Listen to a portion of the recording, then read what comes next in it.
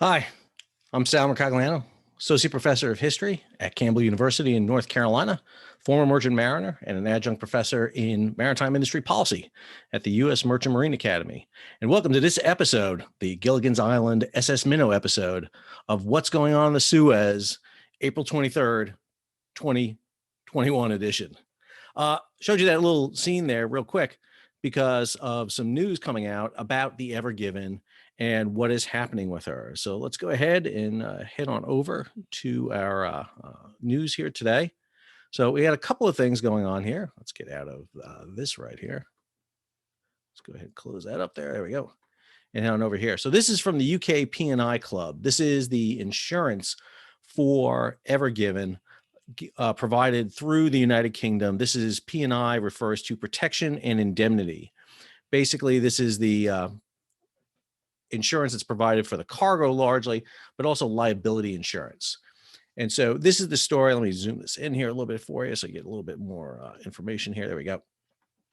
So the story goes that on 22 April, the owners of the Ever Given filed an appeal before the court. This is the Amalia court of first instance in Egypt against the arrest of Ever Given. That was where the Egyptian government had filed their initial arrest against Ever Given. Again, vessels can be held liable for their charges incurred by them, much like a person.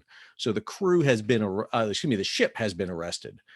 Despite the efforts of Ever Given's owners and their insurers, it has not been possible to resolve the matter without the continued involvement of the Egyptian courts. 22 April 2021 was the last possible day for the filing.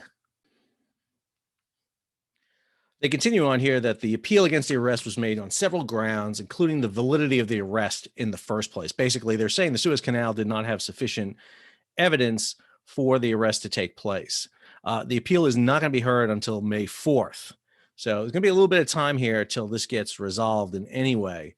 The Ever Given talks about here, interest will continue to negotiate in good faith with the Suez Canal Authority to reach an amicable resolution. This basically means a monetary amount that the Suez Canal Authority will accept to release Ever Given. Again, right now it's at $916 million. They talked about the time that 23 of the 25 crew remain on board. Again, India was able to get on board. We saw the first images of the Indian crew on board. 2 of them have headed home for reasons we don't know, but the Egyptians did allow them to be released. The remaining 23 are on board. The vessel is well provisioned and the crew have internet access and can speak with their families. However, they are concerned at the prospect of being unable to leave the vessel or continue their voyage. So that's a fairly important thing. So there were 2 things I wanted to discuss today. One was the arrest, and now the filing by the UK P&I Club against the detention of the vessel in port. Obviously, as long as Ever Given remains in the Great Bitter Lake, which is where she's at, she cannot offload her cargo. There's obviously incursions here against the vessel because they cannot get the cargo off the vessel. People are expecting their cargo. Now it's being held. General average has been declared, meaning they're going to have to pay extra money to get their cargo in the first place. Plus, Ever Given needs to be repaired and put back into the schedule, and it's costing Evergreen money. And this is all costing money. And I have to say that the other container firms, the other 8 major lines, are not going to be happy with this for fear of what this could do in the future should one of their vessels go aground. This is going to raise insurance premiums. UK P&I have up to $3.1 billion in coverage they can tap into. But if more liability is paid out over that, then this is going to be an issue. They're going to have to pay more insurance, which is going to negate the savings they may get on these vessels. It depends on how much the insurance companies are going to demand these vessels be insured for. And this is one of the interesting things that we're at right now with container vessels. The original envisionment of container vessels by Malcolm McLean back in 1956 was these things would be packed with goods and they'd be quick and easy and be able to move them. But that's not the way containerization is today. Vessels like Ever Given go into these huge mega ports. Cargo sits there for days at times, who knows how long. The containers then have to be shipped off to warehouses or onto feeder ships. And then those containers may have to be packed, unpacked. In the United States, for example, 40-foot containers are sent to warehouses. The goods are unpacked and then packed into 53-foot containers because those are the trucks we're using now on the highways. It's just it's becoming a very inefficient system. It's building in the issues that initially created containerization in the first place. And it has to do with scope and scale. The other story here has to do with the crew. And I think sometimes they get lost in this entire endeavor. So this is a story out by The Guardian here. Ever Given crew fears joining ranks of seafarers stranded on ships for years. In particularly, they highlight this crew member right here. This is a story that I think I've mentioned to you before, and if I haven't, I apologize, but it's a very interesting story. Muhammad Aisha has been the lone resident of an abandoned container ship marooned off Egypt in the Gulf of Suez. He's been on that ship since 2017, 4 years. He's the sole remaining person on it when the vessel was arrested for another issue. At the time, he signed paperwork for it. And one of the documents he said he signed was a crew member will remain with the vessel. And he's been the crew member. The captain has actually been physically arrested. But meanwhile, Muhammad has been on board the entire time. The vessel is overrun with cockroaches. He has to swim ashore every 2 to 3 days to get food, water, and charge his cell phone. Here, he's using a little bit of a raft to be able to get back out to his vessel. This is a horrific story, but it's not alone, unfortunately. We've seen this happen. This story hit the mainstream news. BBC ran it. A whole batch of news stories ran it. The International Transport Workers Federation, the ITF, took action about this. And as you see here in this story by the BBC, one day ago, stranded sailor allowed to leave abandoned ship after 4 years. It's him on the way home. That's going to be a guy that's going to be happy to be home. It's probably not many people are going to be happy to get home to Syria in the midst of the civil war going on in Syria. But this is one guy that's going to be very excited to be home after 4 years. And I think one of the things we have to remember is the plight of the, sorry, got a dog barking in the background. One of the things that have to be remembered is the plight of the crew members. 23 crew members remain on board. Remember, this incident took place on March 23rd. We're talking about a month ago now at this point. The other issue that's involved here has to go back to COVID. COVID has created a situation where mariners have not been able to get off vessels and be able to return ashore. So one of the stories that have been going on through COVID for over a year now is the fact that mariners have been trapped on board their vessels, unable to head home. Matter of fact, many of them are over the allotted times of their contracts. This is a story, actually a report done in October by the Center of Naval Analysis in the United States.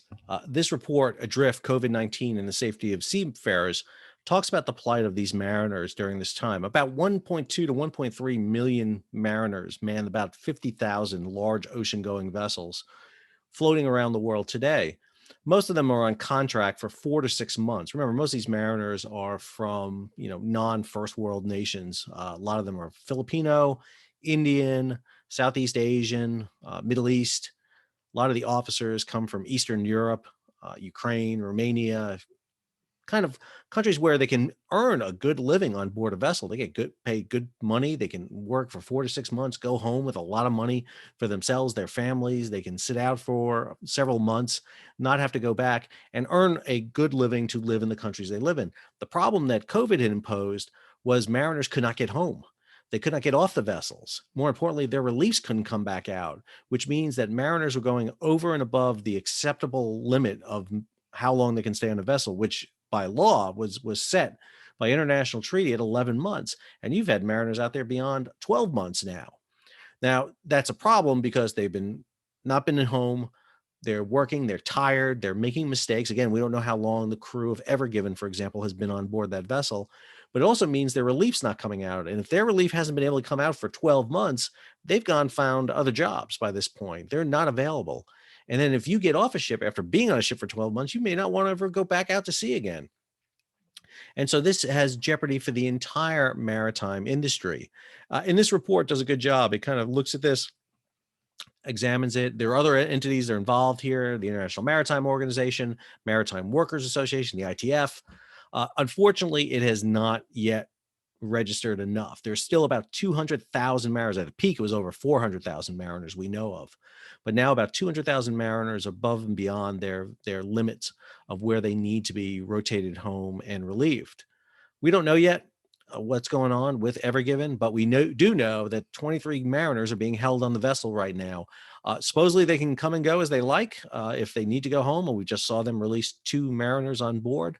But again, they are kind of stuck on board the vessel.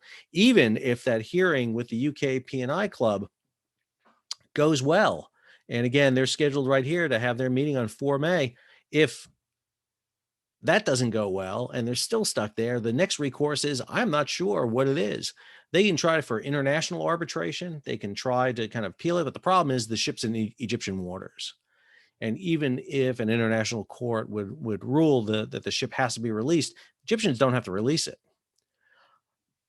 Where this goes, we just don't know. And I can joke and make fun and have good laughs with everybody and play a little clip there of Gilligan's Island to start this off with. But in truth, the people who are hurting here right now are going to be those 23 mariners who are on board the vessel and can't get off and don't know when they'll be able to get off and continue their voyages and come home. Again, there's also the issues with the grounding, the investigation, who's responsible here. There's a lot on that crew, and mental well-being of mariners is a big issue. And putting them under this amount of strain is a lot, especially when there's not a lot to do when you're at anchor at the Great Bitter Lake.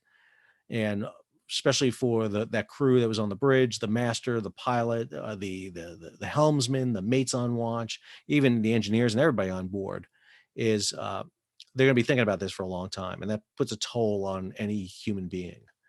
So we'll keep following the story. As new information comes out, I will let you know. Be sure to subscribe to the channel. Go ahead, hit that subscribe button. Hit the bell so that you'll be alerted when new videos come out. I just filmed a new video today.